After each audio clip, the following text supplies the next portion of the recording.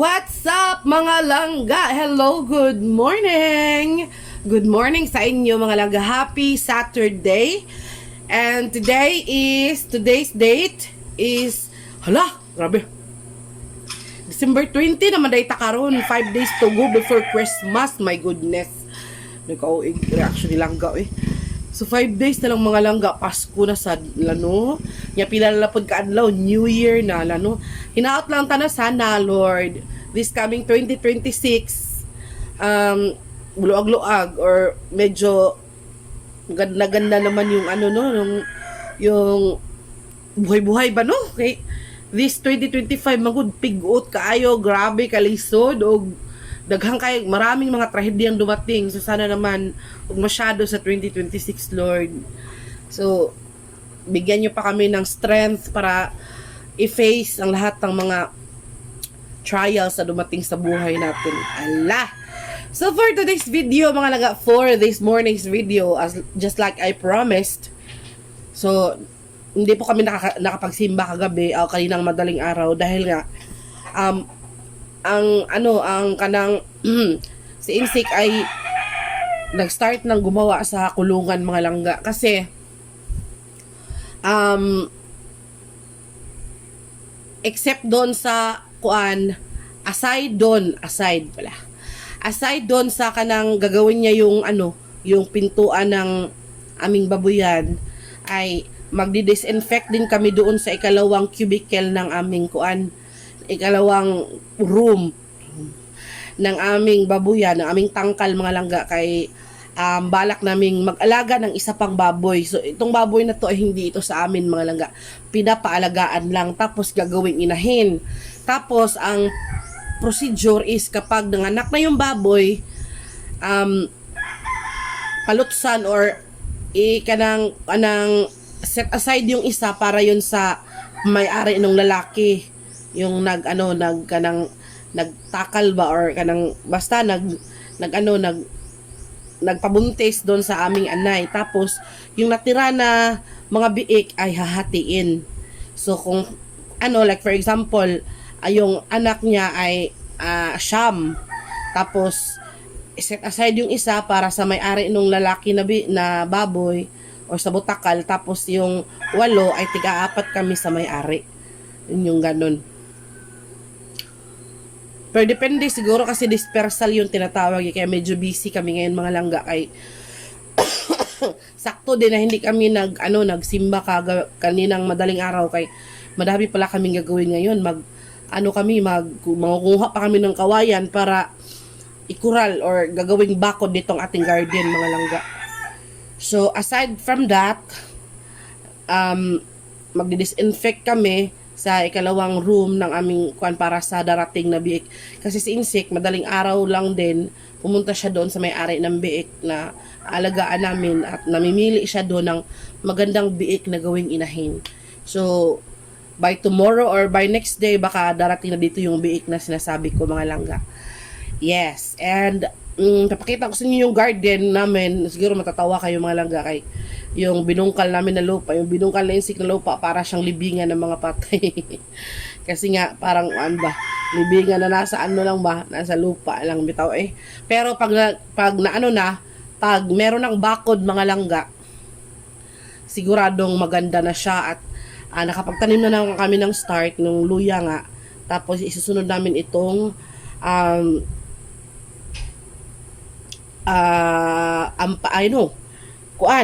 tamatis. Tamatis yung isusunod natin. Siguro dyan sa kasi yung garden natin ay nasa harapan ng bahay. Kasi yun lang yung lupa na parang medyo maganda ba, hindi siya malata. Tapos makita din natin kung may manguha. Kaya nandyan sa harapan ng bahay. Tapos pag nabakura na yan, maganda na yan, tapos dyan namin itatanim yung hindi gumagapang na pananim. So yung gumagapang ay maghahanap kami ng like ampalaya or batong, yung string beans or upo, mga ganun. Maghahanap kami ng magandang space dun sa likod para doon itanim para tuloy-tuloy lang yung gapang niya. And aside from that, today is Papa's Christmas party nila ngayon ni Papa. So naka-ready na ang kanyang, of course, ang kaniyang exchanging gift na regalo, mga langga. So binili namin to nung Miyerkules. Ready na siya nung Wednesday, mga langga. So worth 100 pesos lang naman. So ayun, ready na. Tapos si Papa naman ay hindi pa siya nagbibihis kasi kanang mga alas 8 pa yata or mga alas 9 kasi lunch yung kanilang yung kainan nila. And also aside from that, mga langga, alam kong gustong-gusto nyo itong gawin. Meron akong dalang tray and of course gunting. Ano pa nga ba? Mag-harvest tayo ng talong. Marami na akong talong, mga langga. Ayoko nga sanang i-harvest pa kasi nga meron pa naman kaming natirang ulam kagabi, yung tamba na prito. Kaso lang, kung hindi ko siya i-harvest ngayon, ay baka maguwang na siya ba? Pangit kasi kapag maguwang na siya, mga langga, or magiging matanda na siya, yung kanyang buto ay titigas, tapos pangit siya kainin kasi matigas na yung buto.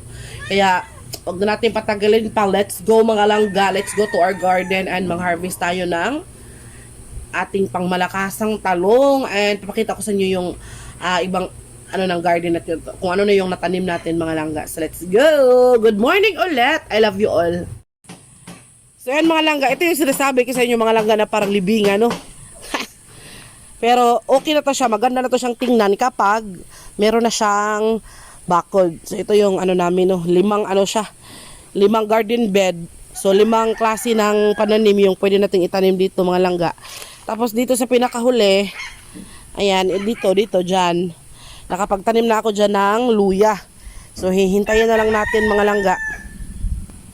Hintayin na lang natin na tumubo siya. Hindi pa naman, I don't know kung ilang araw bago tumubo yung pananim.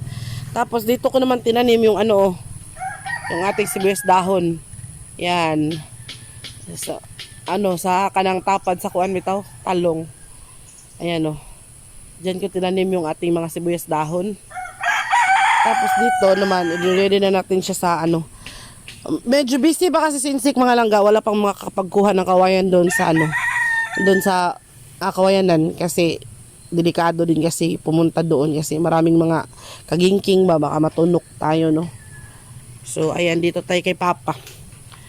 Si Papa naman ay gumagawa ng kulungan ng kanyang mga manok.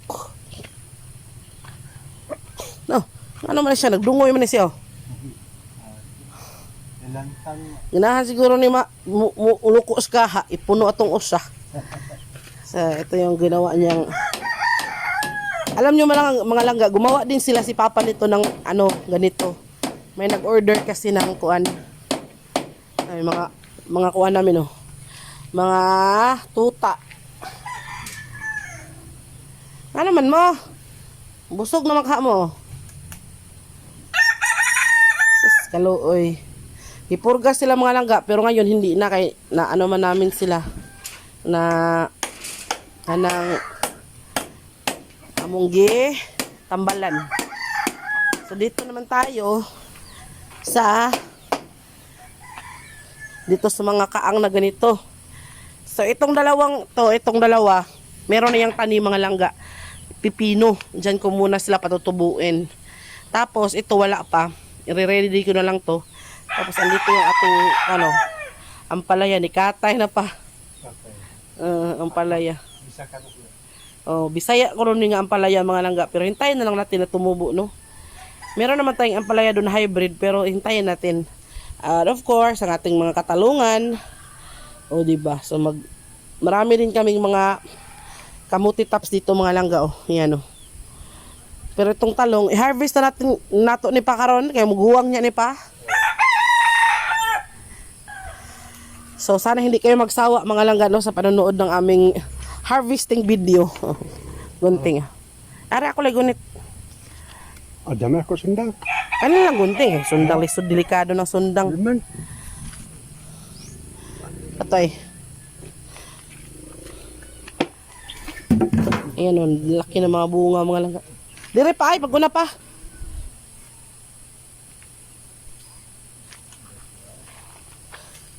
Naipot naman tayo.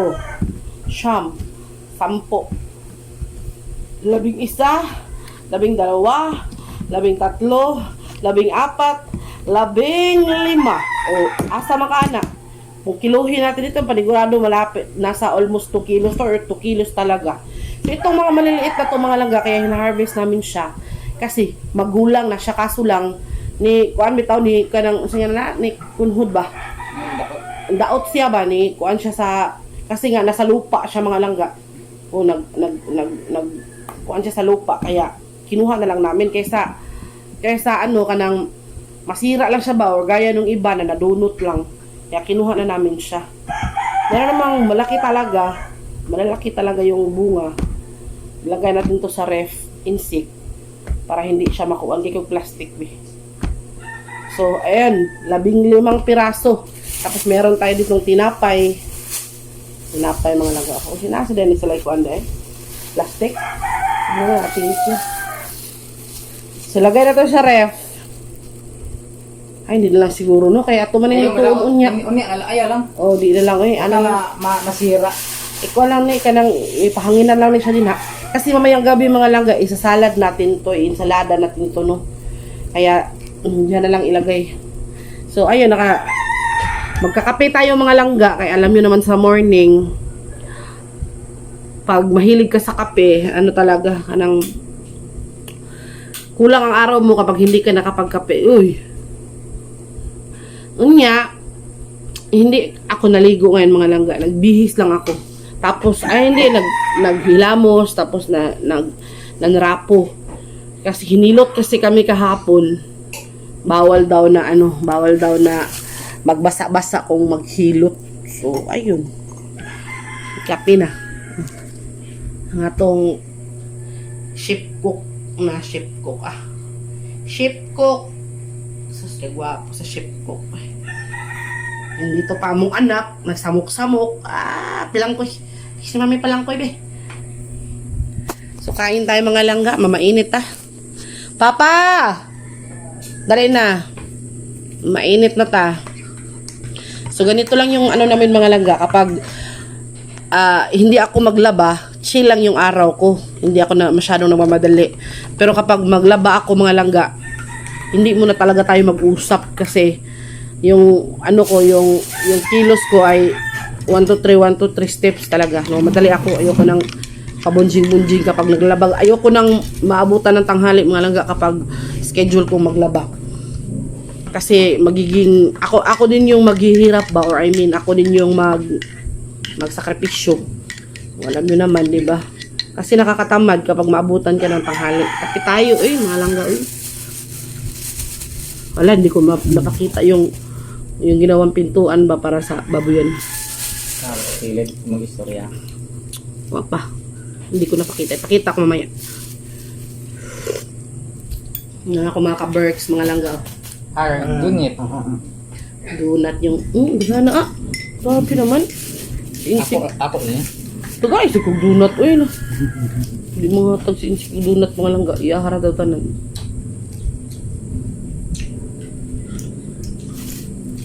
Pangit.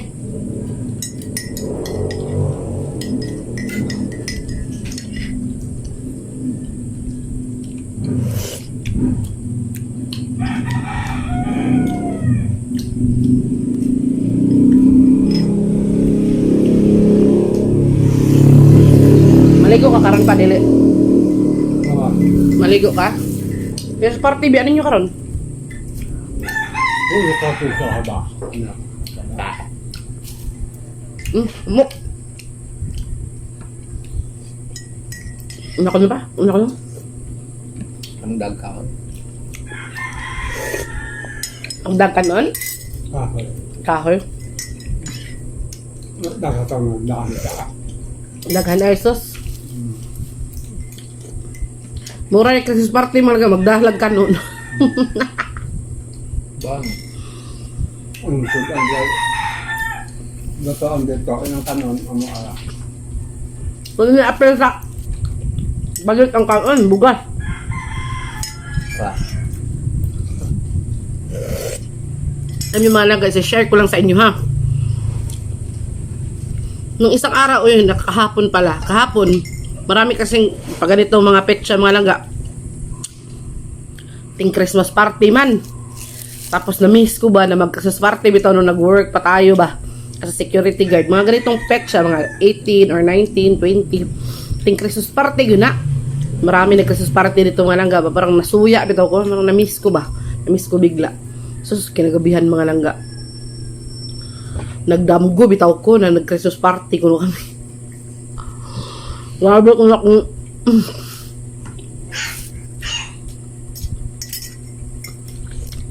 Parang ano kung bumangon ba.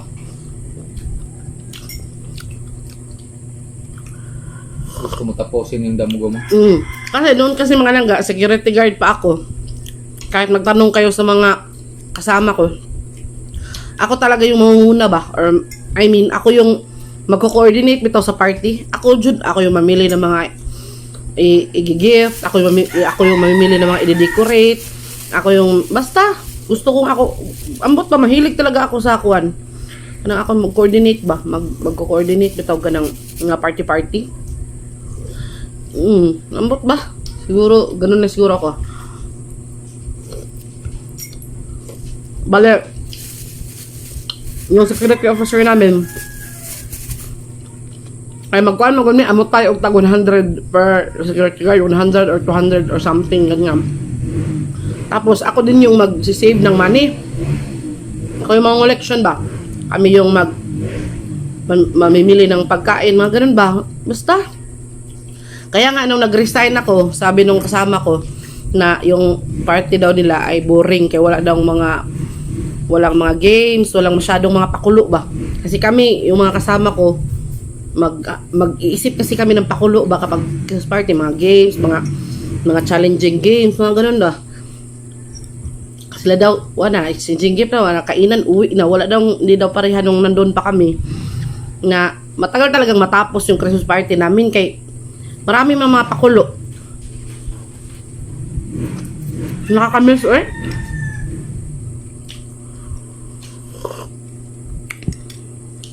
Dito wala na akong Christmas party. Lagi na lang kuan Christmas party.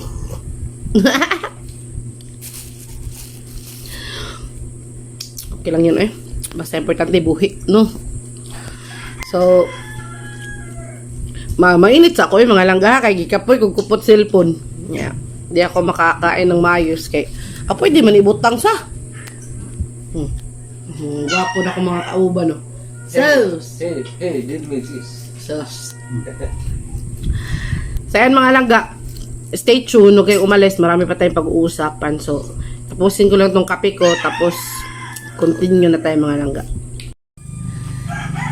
So let's go mga langga, punta tayo sa babuya namin. And before that, I would like you to meet Ponggay!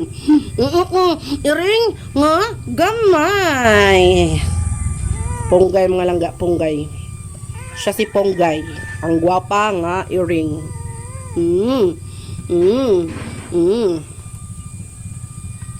So let's go na mga langga, punta tayo sa tangkal punta tayo sa aming babuyan.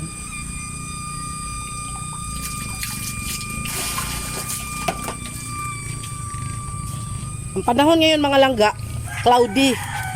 Walang araw.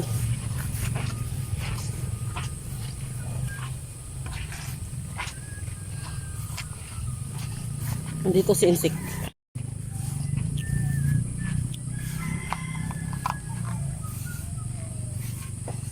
So, nire-ready namin yung tangkal no, para sa ikalawang baboy. So, barak namin na dito ilagay sa pangalawang cubicle.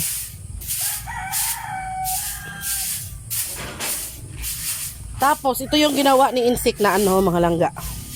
Ito. Yan, bakal para gawing sa pintuan ni Jopay.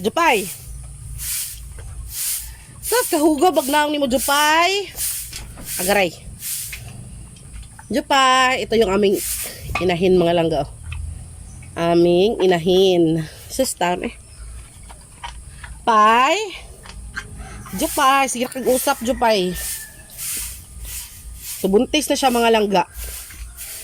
Malapit na siyang mga anak. Barog pay. Namatan si Mami Stian be. Sige usap eh. So ito yung farrowing mga langga. Nilagay siya dito para hindi siya masyadong magalaw kay baka matagtag yung kanyang kuan ba. yung kanyang pinagbubuntis. Pa! Alam na ko sa gabas ni mo, nagamit ka. So, ito mga langga. Hindi madaling mga langga, magbabuyan. Uy, hindi din madali. Madami ding gastos. Then, kailangan talaga ng responsible ka sa lahat ng oras. Yung pagpapakain mo on time, lalo na kapag ganitong inahin. Kaya, tapos, kailangan mong, marami talagang kaalaman tungkol sa ng baboy. Kaya, kapag nakapunta kami ng wifi yan mga langga, si Insik, lagi talaga yung para siyang self teaching ba tungkol sa pag-aalaga ng baboy. Kaya ayun na, hanggang pa si Jopay. Get out, Jopay.